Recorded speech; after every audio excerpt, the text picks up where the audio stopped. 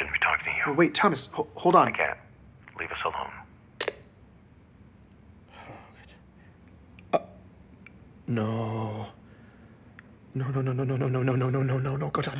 way that you did not just... If you want privacy online, ChatterNet is a pretty good bet. Damn it. Not foolproof, but relatively difficult for the government to monitor. Waypoint, on the other hand, is wide open. Supposedly, the Office of Naval Intelligence has software on the network capable of listening to every single conversation galaxy-wide. And if you say the wrong thing, the conversation gets flagged. Oh, God, what did I just do?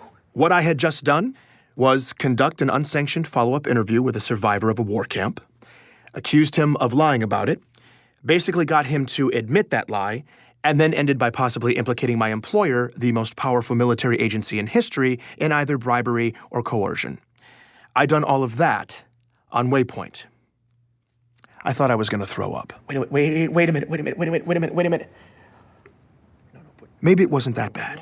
I went and listened back. Would they flag that word? What about that one? That phrase sounds bad by itself, but not in context. They factor in tone of voice, right? I was sitting there, emotionally guessing how an insanely sophisticated algorithm is weighted. Basically, I was trying to outsmart a legion of robots. Damn it, Ben. It was too late. Those words were gone. That data had been processed. And I had either been flagged or I hadn't. I had no idea what would happen next. I'm Benjamin Giroux, and this is Hunt the Truth.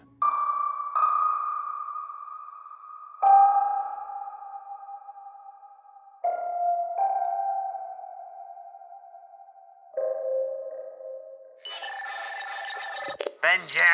I'd never been so happy to hear from Meshach Maradi. I made him triple-check the security of our call. You're sure? Relax. We are under the tinfoil hat of secrecy.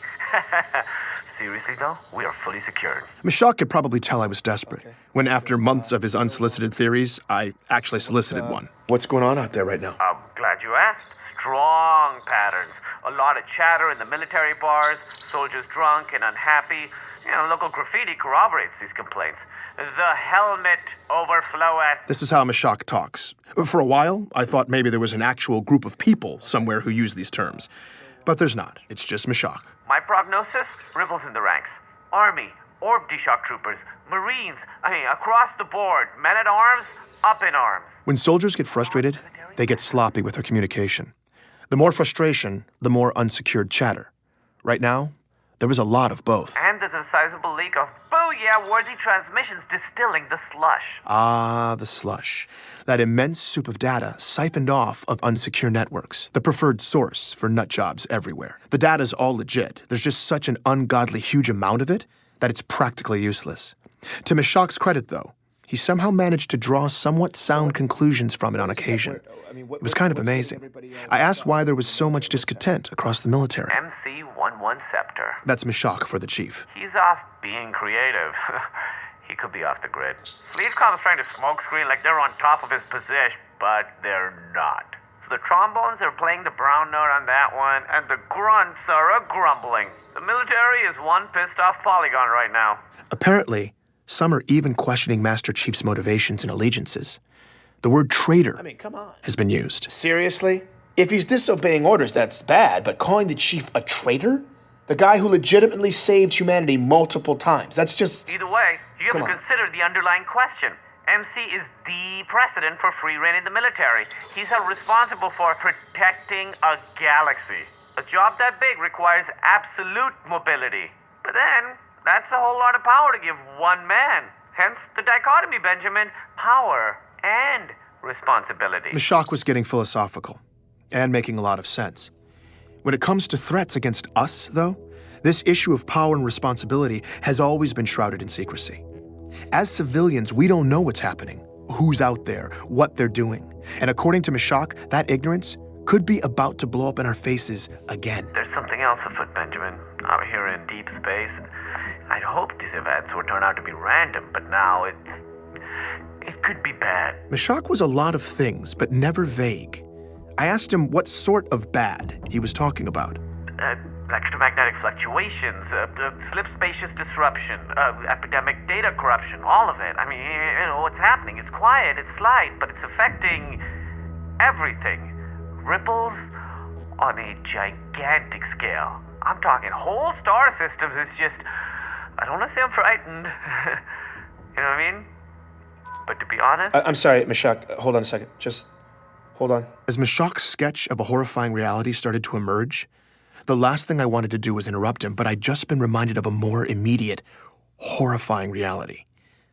From Sully, an event on my calendar, no message. Oh, no. My stomach dropped. My flight to ONI's Boston headquarters left in 3 hours. They were calling me in. This had never happened to me before. I said goodbye to Mishak. It now seemed painfully clear that my waypoint conversation with Thomas Wu had been flagged. By the time I landed on Earth, I was one giant ulcer. I'd spent every sleepless hour of the flight running over everything in my head. The conflicting stories I'd heard, the gut-twisting possibilities of what would happen in Boston. I looked and felt like death. All I was looking forward to at this point was Petra Janicek. I'd hit her up right before I left, asked if she'd meet me near the ONI campus. Thankfully, she said yes. Petra and I are in the same line of work. We make the government look good. The last time I saw her was 6 years ago in New Mombasa, the day it happened. We were both there. We both saw the chief do what he did. But afterwards, while I retreated to a quiet little hamlet across the galaxy, Petra stuck around and made a name for herself. I was hoping she could throw me a lifeline, so I threw some cold water on my face, pulled myself together, and met up with her at a local pub. You know, for a guy just returning from a 6-year spirit walk in deep space, I'm impressed. You actually showed up on time. Same old Petra. She already knew I'd gotten the Master Chief assignment, and she was not happy. Apparently, she was still waiting for her face-to-face exclusive with the chief. I refrained from laughing out loud at that little fantasy, but she continued with the ball-busting anyway. So why are you here? No, wait, let me guess. Let me guess the title of your story. Heroism Untold. It's something like that. Yeah, I'm sure it's hard-hitting. What's a Sully-commissioned expose look like nowadays, anyway? And only one sheet of pre-approved sources? Yeah. You know, whatever. Okay, you can do a fluff piece over Waypoint from your Rebel Rock. So, again, why are you here? If you haven't noticed yet, Petra cuts to the chase. Sully called me in. Sully? He what? He called you here. Yeah, that's what I wanted to talk to you about. I told her about confronting Thomas Wu, how I'd contradicted a statement of his that was probably supposed to be Sully's main deliverable for the interview. Not only did Petra not see the problem with that, though, she seemed to think it was cute. Whoa, old Ben G. Rogue. You're coming off the bench feisty. No, The guy's not gonna rat on you. It'll just make him look as bad. I did the whole interview on Waypoint. That got her attention. I think it got flagged. You think it... I got the summons from Sully a few hours later. Petra's face and voice hadn't changed, but her eyes were suddenly on fire. Ben, I messed up, Petra. you messed up. How? The story, it was falling apart, and these inconsistencies between the sources were... Inconsistencies with Oni's sources? No, with mine. You found sources in the outer colonies. Yeah, I made friends in the past few years. I doubt Sully realized I'd have that resource in my arsenal. He definitely didn't. Ben, listen to me. You used to be a government lapdog at your peak. Then you deep spaced yourself into obscurity. You have no juice now, and that's why they picked you. Sully gives you this bone, you're supposed to be extra eternally grateful. Just wag your little tail and play fetch. So why the hell are you peeing on the rug instead? Have you forgotten the way everything works? No, I don't know. This is bad, Petra. Ben, it's... And it's not ancient history either. There are rumblings in the outer colonies right now. Maybe something really bad. I was talking last week to this guy I know. Ishak Maradi, I know. How do you know that? I've continued being an actual journalist for the past 6 years, but who cares, Ben? I hear what you're saying. We can blow this thing open, Petra. Okay. All right, cowboy. No, seriously. This is big. I can't even begin to reconcile the things I'm hearing with the story I'm supposed to tell. Multiple sources the chief died at 6, complete fabrications, genetically augmenting kids. I know. They are crazy charging that much for a shore trip. Suddenly, Petra was ranting about the beach, loudly, and digging her fingertip hard into my forearm. I just sat there, totally confused as she rambled nonsense, intermittently glancing down at her compad. What was happening? There and negotiate a better rate. Because seriously, then I understood, when I think about all the money you could have saved, it really and I froze. I don't even understand why they would charge you that much. They were listening. My entire family. I'd figured there were cameras on us. There were always everywhere here. Because you know what? But there was full audio surveillance now, too? Is that even possible? She glanced down at her compad one last time. Don't put up with it. Ben, Are there ears on us? there were for the last 45 seconds, but there's always eyes everywhere, so don't look so dramatic. Talk about whatever you want, but look like you're talking about the weather. And if I start actually talking about the weather, you play along, okay? Apparently, the system didn't bother listening in until you gave it certain visual cues.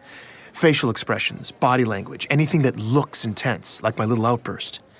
The video flags it, and your conversation gets temporarily isolated. Petra's vacay babbling had just saved my ass. Listen, I believe you that the truth about the story is terrible. But what you're talking about doing, that's door number 2 stuff. You're door number 1 guy. But I have... Oh, come on. What are you gonna do? Ben, get the real scoop? You're too sloppy. You can't do this. You're out of touch. You haven't Maybe been... not by myself, but with your help, with other people's help. Honestly, I love the idea of cutting the strings and tearing it all down, but I'm sorry. It's not gonna be today. And to be brutal, it's never gonna be you. That was brutal. It stung. I got pissed. And then I immediately knew she was right. Ben, take the money. Do your job. God, oh God, oh God, I'm supposed to walk over there right now. Just tell Sully you were drunk. You were trying to get a rise out of the guy. Something. Just play stupid. Besides, you don't know you got flagged. This meeting could just be a coincidence. They called me in. This is so weird. You'll be fine. The worst thing they'll... Well, I've never Listen, called... Hey, Ben, the worst thing they'll do is kill the story and cut you from rotation. That's probably it. I mean, I can't imagine they would... No, you'll be fine. Just be a good dog. Knock 'em dead. I'll get the bill. Thanks, Petra. But Ben, if I were you, I'd upload whatever you got on the story before you go in. Just send backups to someone you trust, just in case. That was the closest thing to concern I'd ever heard from Petra. I immediately took her advice and was queuing up all my files to transfer to Ray as I crossed Torrenia Avenue toward ONI. The campus was integrated right into the city. A courtyard of dark buildings, mature oak trees, grass, walkways. It just looked like a campus. The only thing different about it was the sidewalk. Twice as wide as it was across the street. And the inner half of the pavement was black stone, a thick, dark border, several feet wide that surrounded the whole complex. I walked right up to the obsidian half of the sidewalk and stopped. Something was off about the courtyard in front of me, like something was missing. I looked both directions down the sidewalk. There were no fences or guards.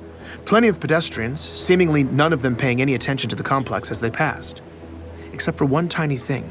None of them, not a single one of the dozens of white-collar workers and shoppers and parents and kids walking up and down that sidewalk laid a foot anywhere near the black half of the pavement. On a 20-foot wide walkway, they were all moving single file right up against the curb. I turned and looked back at the campus, listening. No birds. That's what was missing. There were no birds in the trees. In fact, there was no sound in the air at all. Nothing moved. I stood at the edge of the obsidian. I had no choice. I swiped the transfer folder over to Ray's hard drive, took a deep breath, and crossed the black line. Please join me for the next episode of Hunt the Truth.